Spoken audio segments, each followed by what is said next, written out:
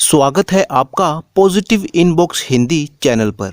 इस चैनल पर आपको नई नई और दिलचस्प कहानियां मिलती हैं। अगर आप पहली बार इस चैनल पर आए हैं तो चैनल को सब्सक्राइब कर लीजिए और वीडियो अच्छी लगे तो कमेंट और लाइक करना बिल्कुल मत भूलिएगा।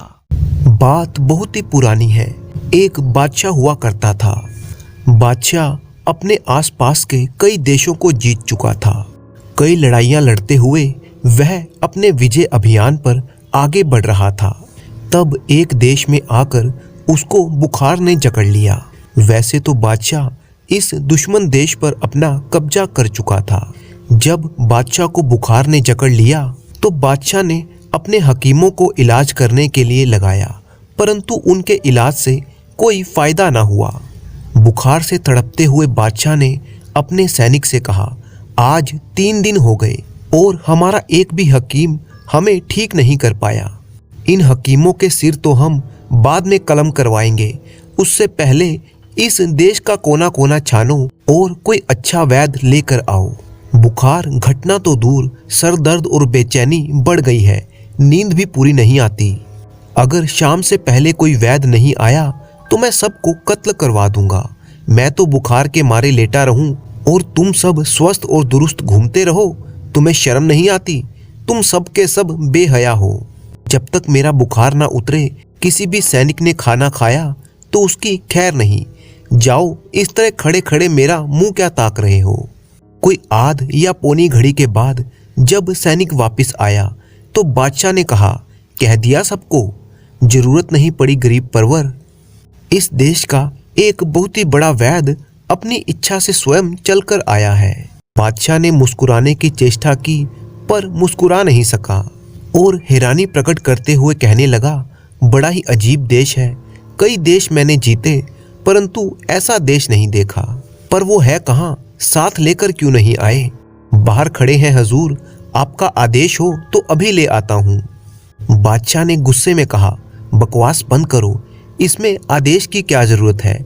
वक्त पर काम लेने के लिए अकल तो तुम में है नहीं, समझे? जाओ जल्दी उसे लेकर आओ। बादशाह इतने जोर से बोल रहा था कि बाहर खड़ा हुआ वैद्य बिना बुलाए ही भीतर चला आया और मुस्कुराते हुए कहने लगा, बुलाने की जरूरत नहीं, मैंने अक्ल से काम लिया और खुद चला आया। बादशाह उसे देखकर चौंक गया। सफेद कपड़े, सफेद बाल और चमकती हुई बत्ती सी।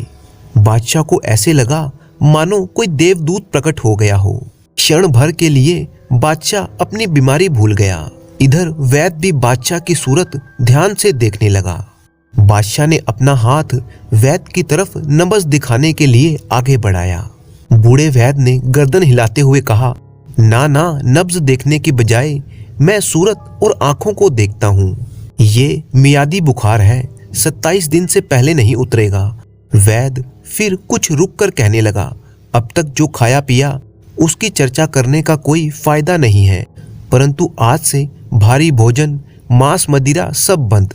बुखार उतरने के बाद भी पूरे 15 दिन तक परहेज करना पड़ेगा, वरना बीमारी वापस आ सकती है और खतरा हो सकता है। बादशाह भीतर ही भीतर कांप उठा। युद्ध में हजारों की हत्या करने वाले को अपनी मौत का बेहद डर लगने लगा। वह तनिक हकलाते हुए बोला, खतरा? किस बात का खतरा? मामूली बुखार से कैसा खतरा? तुम्हारा मतलब क्या है? साफ साफ बताओ। ये मामूली बुखार नहीं है। 3 दिन जो बदपरहेजी की है उसका भी बुरा असर हुआ है। अगर अब आप पूरी सावधानी बरतेंगे तभी उपचार को हाथ लगाऊंगा, नहीं तो नहीं। वैद्य की ये बातें दोनों को ही नागवार गुजरी। सैनिक ने तलवार की मूठ कुछ कसकर पकड़ी। बादशाह तैश में आकर बोला, किसी भी सम्राट के आदेश की अवहेलना करने का मतलब जानते हो? और फिर मैं तो बादशाह हूँ, मेरी शोहरत नहीं सुनी क्या? खूब सुनी है, आंखों से देखी भी है, वैद्य ने कहा, और आपका हिंसक रूप मैं इस राज्य पर देख चुका हूँ। सम्राट कुछ गहरे सोच विचार में उलझा सा प्रतीत हुआ। वैद्य की परिपक्व दृष्टि ने उसे लक्षित किया। वैद्य आगे कुछ कहता उससे पहले ही बादशाह बोला, फिर भी तुम मेरे इलाज की खातिर स्वयं चलकर आए, बात कुछ समझ में नहीं बैठी। वृद्ध के होठों पर एक मार्मिक मुस्कान थिरक उठी। 2-1 कदम आगे बढ़कर उसकी आंखों में गहराई से झांकते हुए कहने लगा, इसमें समझने लायक कुछ भी भेद नहीं है। देश के प्रति मेरी निष्ठा और रोगी के प्रति मेरा कर्तव्य, ये दो अलग अलग मसले हैं। दोनों को एक साथ मिलाकर देखने से ही झमेला होता है। रोगी? क्या कहा? रोगी? बादशाह के दिल पर जैसे चोट सी लग गई। वह गर्वित स्वर में बोला, मैं बादशाह हूँ, महान बादशाह, विश्व सम्राट। कुछ होश में तो हो। पूरा होश है जनाब, तभी तो बिना बुलाए चला आया।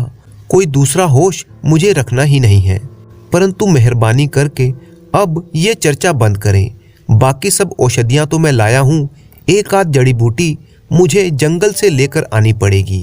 किसी की आज्ञा लिए बिना ही वैद्य बाहर की तरफ चल दिया।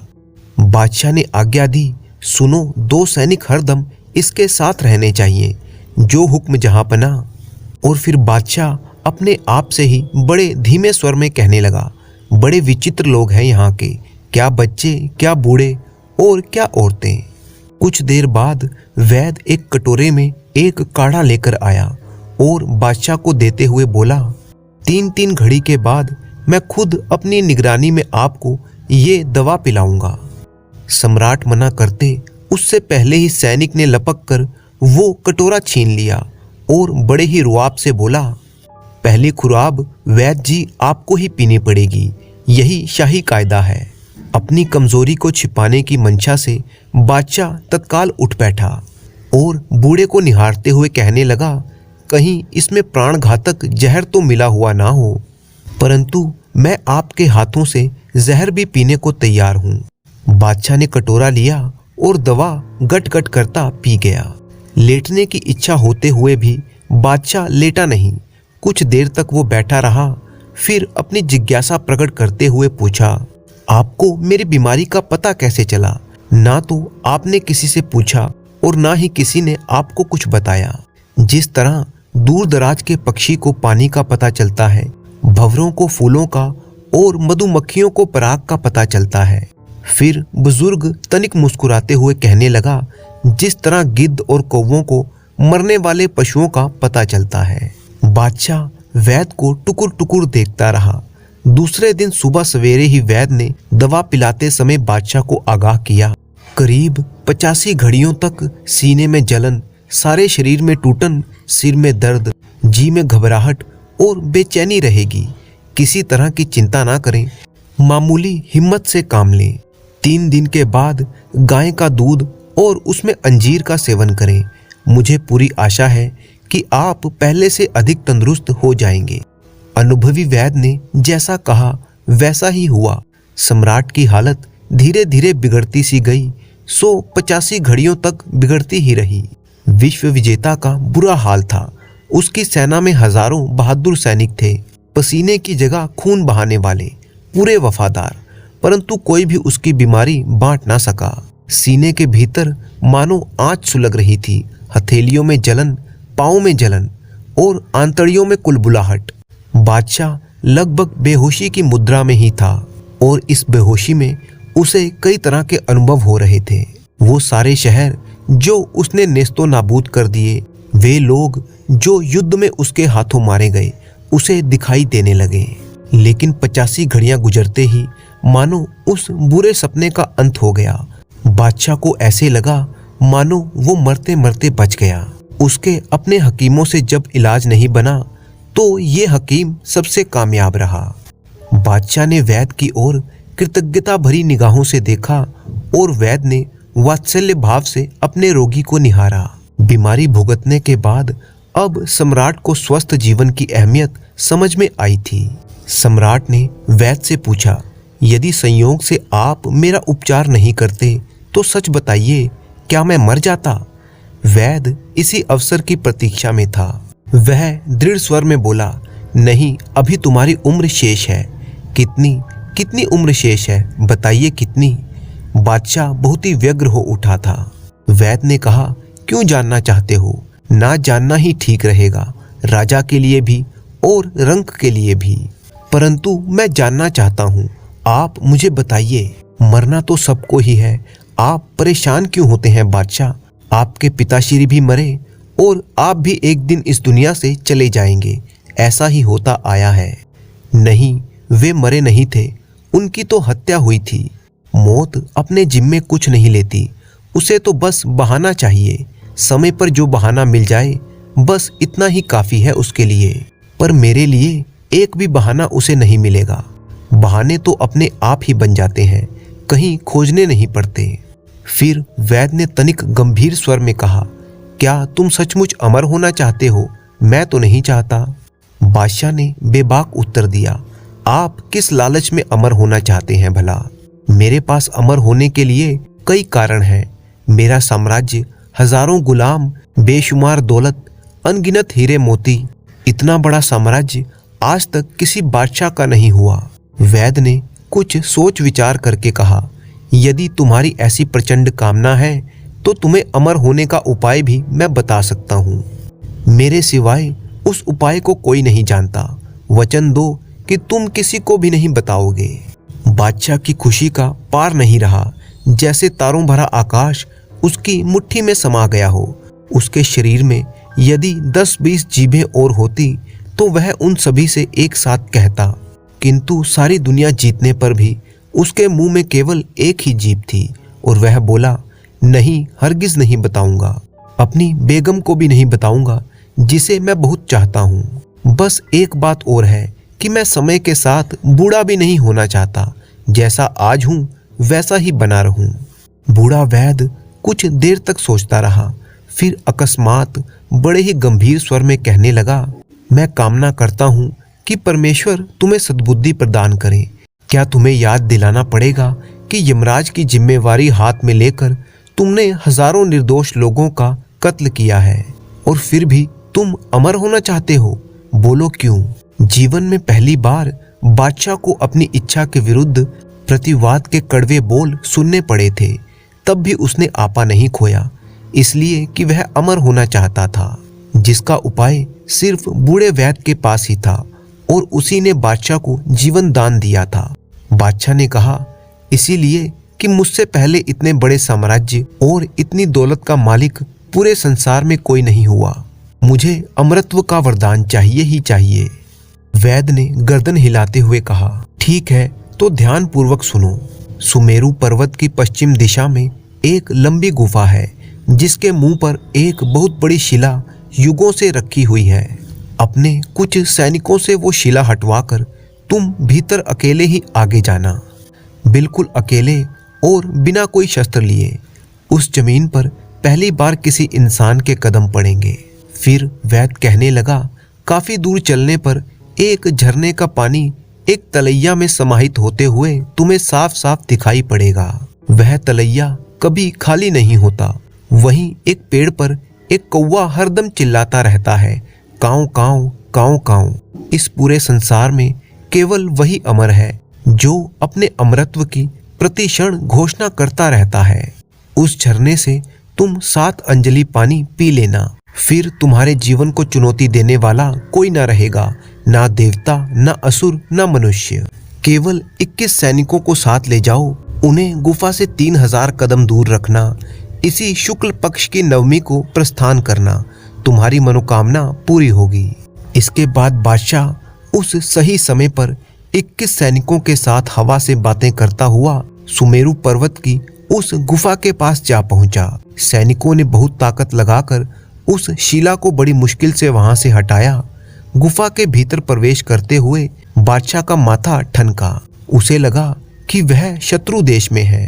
हो सकता है इस गुफा के अंदर कुछ शत्रु देश के सैनिक छुपे हुए हों जो उस पर हमला कर दें, इसलिए बिना शस्त्र के अंदर नहीं जाना चाहिए। परंतु फिर वो सोचने लगा, नहीं नहीं, देवदूत जैसा वो बूढ़ा मेरे साथ विश्वासघात नहीं कर सकता। वह बेधड़क आगे बढ़ने लगा। सचमुच उसे एक झरना दिखाई दिया और वहीं एक पेड़ पर एक कौवा बैठा हुआ था जो लगातार काऊ काऊ कर रहा था। बादशाह के आश्चर्य और आनंद की सीमा ना रही। गुफा के भीतर यह मध्यम मध्यम रोशनी कहाँ से आ रही थी? उसने अपनी आंखों से देखा कि गुफा में बेशकीमती हीरे बिखरे पड़े थे। कौवे के अलावा वहां पर कोई प्राणी नजर नहीं आया। तो क्या कौवा ही इस खजाने का मालिक है? बादशाह सोचने लगा कि पहले मैं झरने का पानी पी लूं, उसके बाद इन सभी हीरों को हथियाऊंगा। इधर कौवा लगातार काऊ काऊ की ध्वनि कर रहा था। बादशाह ने चौंक कर उधर देखा। कौवा एकटक बादशाह को ही घूर रहा था। अमर होने की लालसा लिए बादशाह ने पानी की तरफ अपने हाथ बढ़ाए, लेकिन कौवे की ललकार सुनकर वह रुक गया। कौवा बोला, जहां ठहरे हो बादशाह, वहीं पर ठहर जाओ। मेरी इच्छा के बिना इस झरने की एक बूंद भी तुमने पी तो यहीं पर ढेर हो जाओगे। जिस भूल के कारण मैं हजारों हजार बरस से अमरता का अभिशाप भोग रहा हूँ, तू सपने में भी ये गलती मत करना। मैं इस अमर जिंदगी से तंग आ गया हूँ। जाने कितनी शताब्दियों से मैं मरना चाहता हूँ, लेकिन मर नहीं सकता। लगातार ये काऊ काऊ का स्वर मेरे अपने ही कानों को शून्य कर रहा है, और जिस माया के प्रति तेरी चाह जागी है, मैं उसका एक छत्र स्वामी हूँ। यदि तू मृत्यु के देवता यमराज के पास जाकर मेरे लिए मरने का नुस्खा ले आएगा, तो ये सारी संपत्ति मैं तेरे हवाले कर दूंगा। मुझे तो ये खजाना फूटी आंख नहीं सुहाता। मेरी मृत्यु के बाद जितना हो उतना इस झरने का पानी पीते रहना। बादशाह ने कौवे से निपटने के लिए तलवार हाथ में ली। तब कौवा बोला, ना रे ना, जिस तलवार से तूने हजारों व्यक्तियों को मौत के घाट उतारा, मैं उससे मरने वाला नहीं हूँ। ना अग्नि में जलकर, ना पानी में डूबकर, और ना ही किसी विष को खाकर मैं आत्महत्या कर सकता हूँ। भगवान भले ही मर जाए, मैं नहीं मर सकता। जीने का सुख और आनंद तभी है जब मरने का संयोग उसके साथ जुड़ा हो। मृत्यु विहीन अमरता से बड़ा अभिशाप और कुछ भी नहीं है। मैं इस दुर्भाग्य की त्रासदी भुगत रहा हूँ। अरे तू किस चिंता में डूबा है? तेरे हाथ से मरे हुए एक व्यक्ति या गुलाम के रूप में बेचे हुए एक बच्चे की जीवंत सांसों की तुलना में इन अनगिनत हीरों का मूल्य एक कौड़ी भी नहीं है। कोए की योनि पाकर जो बात मेरी समझ में आ गई, एक मनुष्य होकर भी वो बात तेरी समझ में नहीं आई, फिर बुद्धि का मायना ही क्या है, उसकी सार्थकता ही क्या है? काऊ काऊ काऊ। अपनी ख्याति के बढ़ते दौर में और विश्व विजेता बादशाह होने के बावजूद बादशाह एक कौवे से पराजित होकर उल्टे पांव वापस लौट पड़ा। कौवे की बातों ने बादशाह के मन पर गहरा असर डाला और बादशाह ने अमर होने की इच्छा छोड़ दी। उन दोनों में से कौन महान है, बादशाह या कौवा, कौवा या बादशाह? इस प्रश्न का उत्तर आज तक नहीं मिल पाया।